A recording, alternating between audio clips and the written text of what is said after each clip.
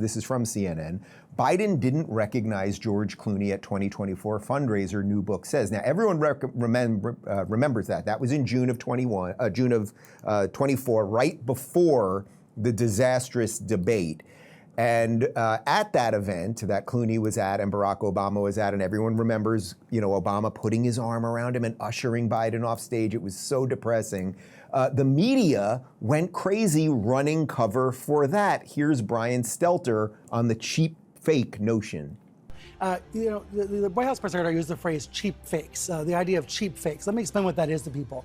We've been worried for years about AI deep fakes, that computer-generated images are going to trick people into believing something that's totally false. Cheap fakes are a little bit simpler. They're cheap. They're just distorted, out of context videos, chopped up in certain ways, constructed in certain ways. That's what we're seeing. That's what the Biden administration, the Biden campaign is so worried about right now. But make no mistake, they are worried about this. This is a real problem. This is not some made-up fiction. The videos are oftentimes made up, but the Shermichael, before we go into the Stelter part of this, the video they're showing you on the side, and that's the beauty of the internet. You can listen to nonsense while watching reality. I really think Obama was signaling that night to everybody, let's get this guy out of the way. I think the way he put his hand on his back and ushered him off, he knew people were going to see that video. Yeah. And it was his way of kind of being like, enough of this guy, let's move on to Kamala. Does that seem like a conspiracy theory or crazy to you? I mean, I think he was certainly signaling something. I mean, look at the George Clooney article in and of itself. We know now that it was Obama who really pushed him to write that column as a hope that it would spur concerns within the party from the highest levels of the donor class to the leadership class to the activist class. And it worked. And I just want to say, before I get to the Stelter thing, I have seen a number of interviews, including from Joe Biden last week on The View, where he said Kamala Harris didn't win because she's a mixed race woman and because of her gender. Yeah. And I have to tell you something, Dave, I absolutely reject that. And let me be clear, I'm not saying that there aren't people who may not want to vote for a woman. Yeah, we all know there are probably some people like that. I'm not saying that there aren't people who say, I'm not comfortable voting for someone of color. Maybe those people probably exist too. But I would argue that they're probably minuscule in terms of their percentage of the overall American voting population.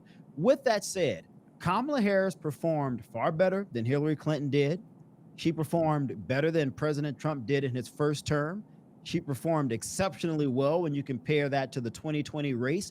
And so my thing is, the woman didn't perform well enough to win. Right.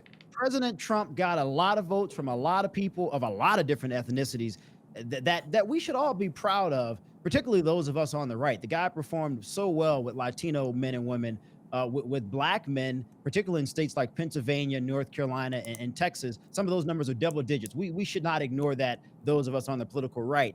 But for Democrats to not be proud of how they performed because the knee-jerk reaction is to go to race and gender is really unfortunate to me, and it undercuts the fact that she did perform well when compared to a white woman, Hillary Clinton. So when you look at those things numerically speaking, just take away the emotionalism here and just look at the raw data.